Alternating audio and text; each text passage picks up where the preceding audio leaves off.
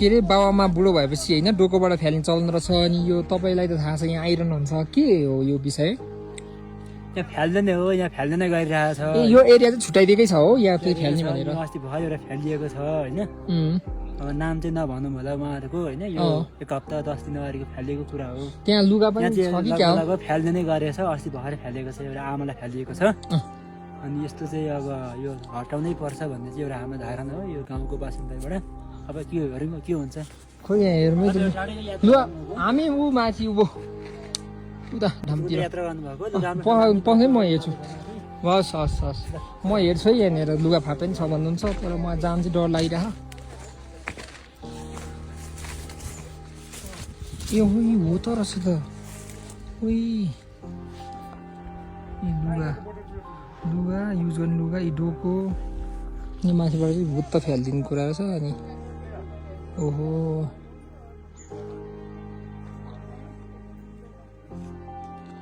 यो त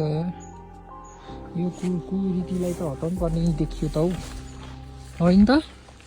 यो कुरी यहीँबाट अनि यहीँबाट ठाउँ अन्तबाट मिल्दैन अरे फेरि यहीँबाट डोको हुत्ताइदिने अरे यहाँनिरबाट राखेर यहाँबाट हुत्ताइदिने जहाँ पुग्छन् पुग्छन्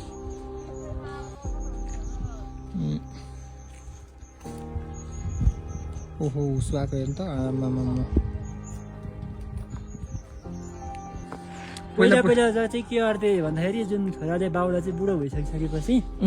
भिराबाट या काहीँबाट यहीँनिर हो हेर न डोको पनि त्यहीँ छ लुगानी छ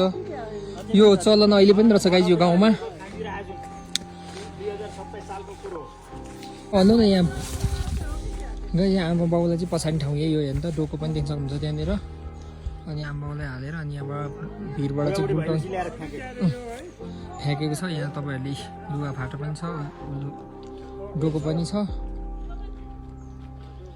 डोको लुगा फाटो यहाँ माथिबाट फ्याल्ने ठाउँ हो यो चाहिँ यसमा चाहिँ फ्याल्ने ठाउँ यहाँ चाहिँ दैनिकी हप्तामा हजुर यसै पालि माथि गइसक्यो डोको खोज्न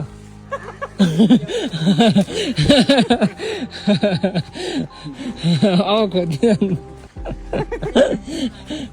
के को जान्छ बिचरा दुध कुण्डानी आमा गोसाई कुण्डानी आमा भन्थ्यो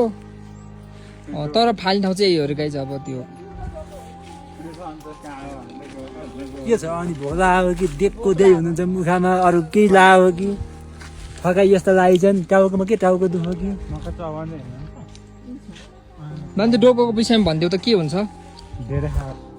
सर हजुर त अब यही ठाउँको त्यहाँ डोको फ्याल्ने प्रचलन छ भन्थे अनि हजुरले पनि देख्नु भएको छ त्यसरी फ्यालेको